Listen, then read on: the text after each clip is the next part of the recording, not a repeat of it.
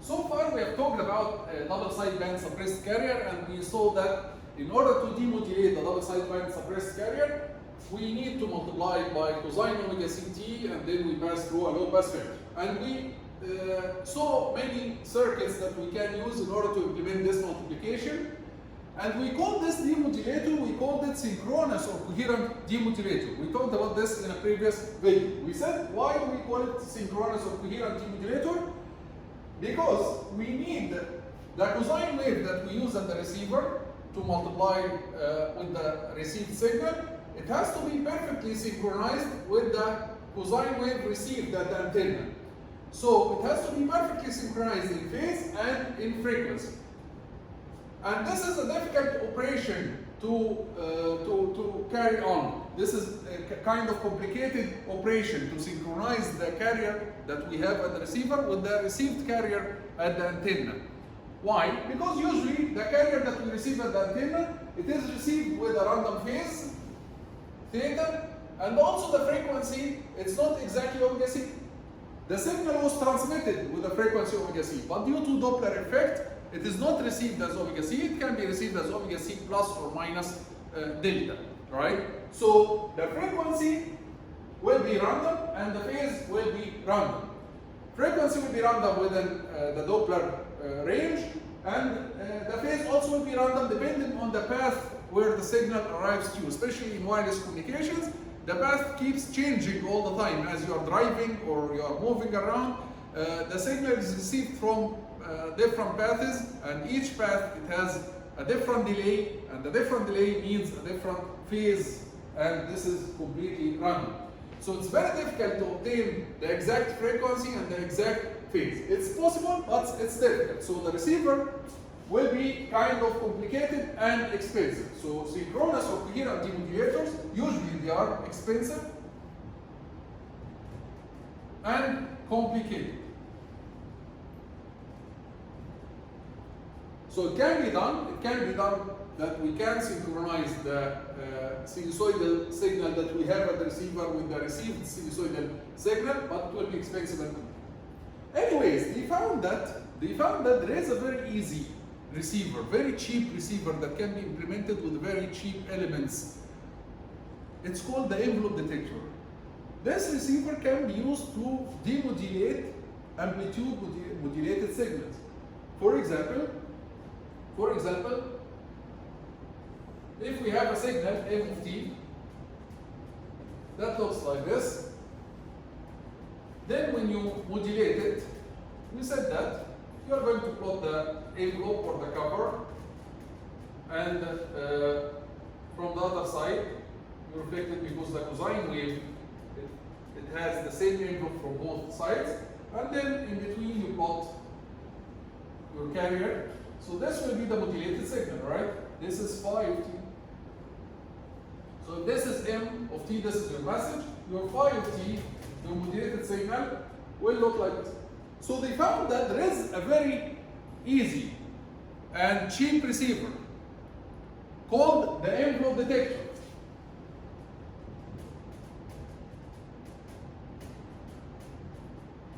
This envelope detector, it can detect the envelope of your signal. And when I say envelope, it's the positive cover of the carrier. This is called the envelope of the signal.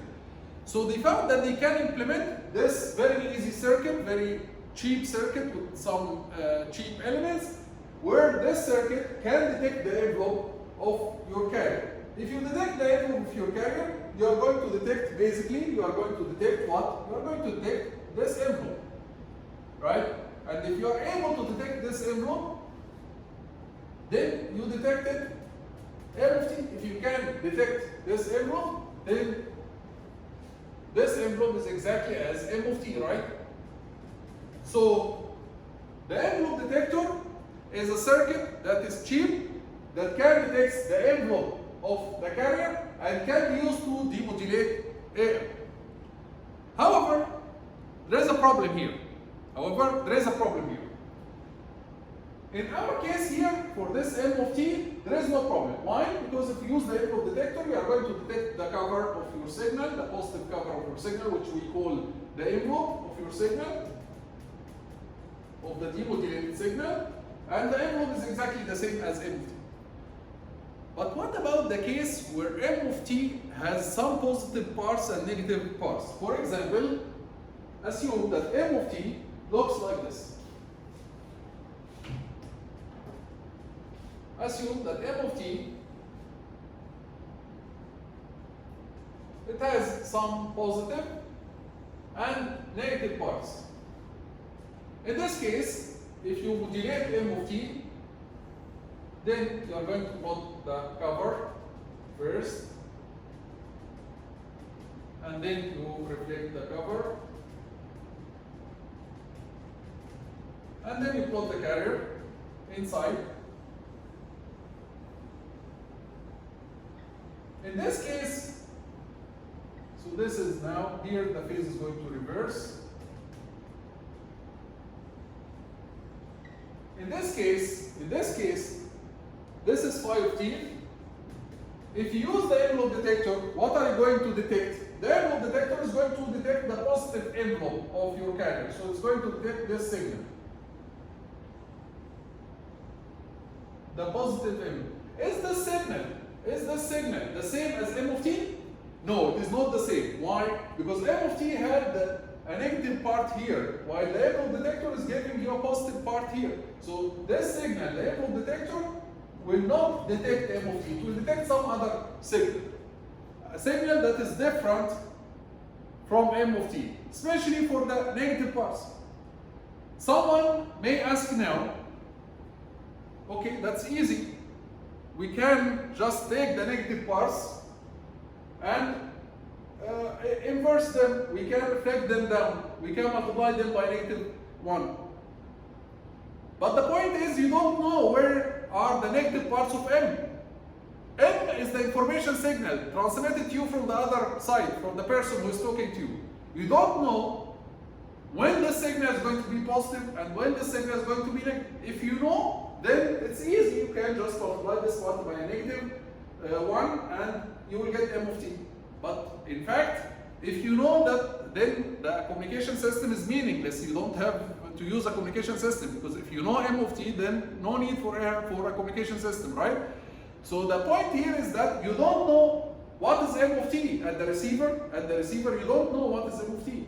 So when you receive the signal and use an envelope detector, you will get something else. You will not get M of t, you will get something else, and you will not be able to reflect which parts or keep which parts as positive and which parts will be negative, right? One of our students suggests that we track the zero crossings. He said that every time we see a zero crossing, we reflect the signal. But this is again not true, because maybe M of t, it can reach 0 and then goes up as negative, as positive again, and then reach 0 goes as negative, reaches 0 goes as negative again. So it might look like this. So maybe you will get two positive behind each other and two negative back to back. So it's not necessarily that every zero crossing the signal is going to reverse its direction, right? This is not necessarily.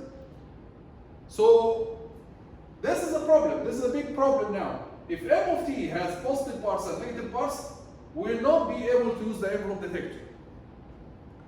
So how can we solve this problem? How can we solve this problem? They said, okay, the solution is easy. We can find a solution. They said, okay, let's add the transmitter. What we can do is we can add a constant to M of t.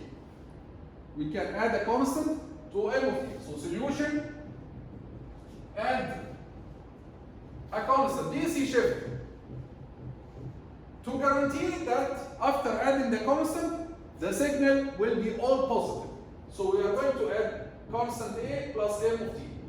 To guarantee that after we add the constant, I'm going to put it there.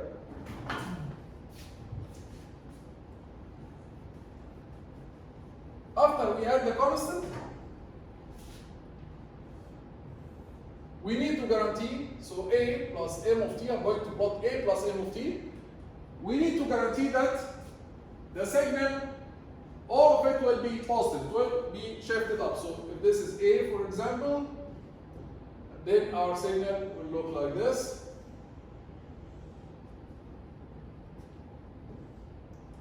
So now after adding a constant A, after adding a DC shift, we guarantee that the whole signal will be positive. And usually they choose at the transmitter, they choose this DC shift based on the statistics of the signal M of t. At the transmitter, they know the statistics. For example, when you speak in your phone, it is known that your voice can range between negative 5 volt to positive 5 volt. So they know that the minimum value of your voice signal is negative 5 volt. So if they add 5 volt or more, then your voice signal is going to be shifted up and all of it will be positive. So they choose A at the transmitter, they choose the constant A based on the study of the signals that they deal with. They have statistics, they have some studies, and they know what is the minimum value for these signals, and then they add a constant to guarantee that the signal will be all positive. Once they do that, they do the modulation. They do the modulation to what? Modulation using A plus M of t. When they do the modulation using A plus M of t, now A plus M of t is all positive, right? So it will look like this. And from the other side, we plot the cover from the other side. And then the carrier will be inside. So phi of t, this is a sketch of phi of t, the modulated signal. So phi of t will look like this. This is phi of t. And then at the receiver, if you use the envelope detector, the envelope detector is going to detect which signal is going to detect the positive envelope. So the envelope detector is going to detect A plus M of t. So at the receiver,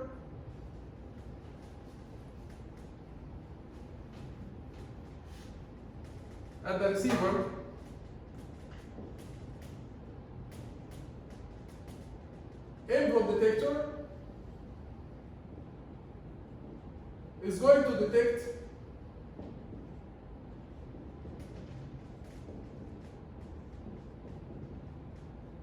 A plus M of t. But A is a constant, so the receiver can subtract this constant and obtain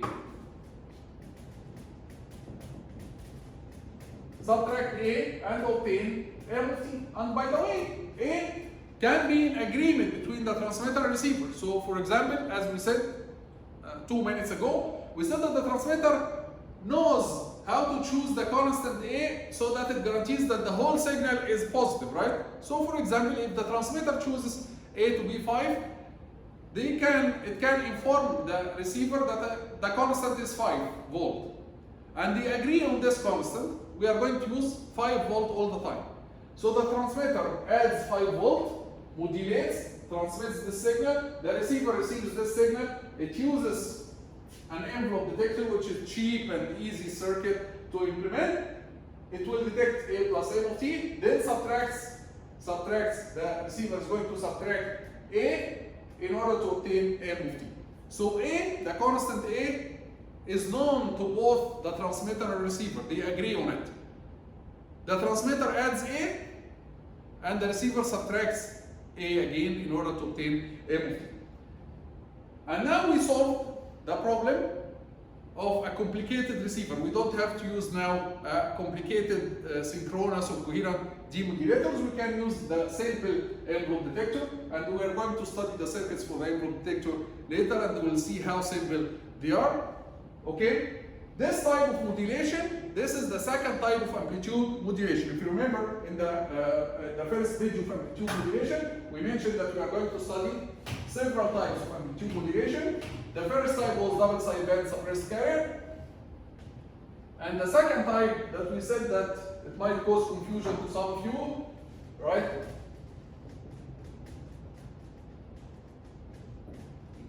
We studied double sideband suppressed carrier, and then we said that there is another type that might cause confusion to some of you because it's called again amplitude modulation. But we said that we are going to call it AM. What we did here is AM. What we did here in this video is AM. When you add a constant to your signal to guarantee that your signal is all positive or the signal will be all positive, this is exactly the difference between AM and double sideband suppressed carrier. So the only difference between AM and double-sided band suppressed carrier is that here we add a constant to our signal, and then we modulate, we multiply by cosine omega CT, while here we used to multiply our signal directly by cosine omega CT. Here we have to use synchronous or coherent demodulators, which are expensive.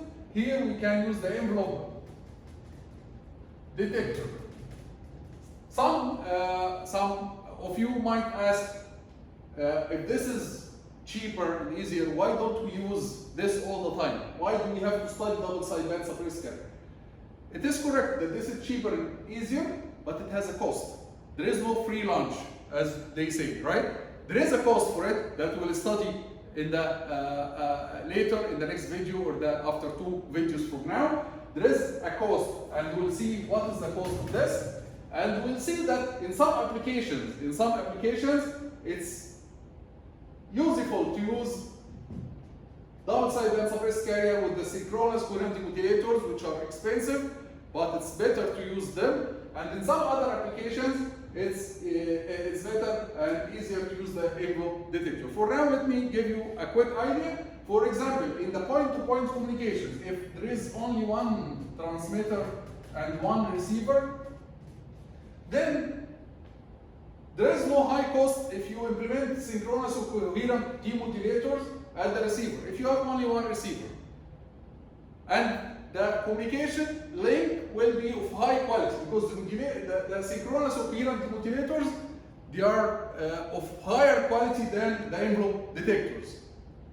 They give you better quality.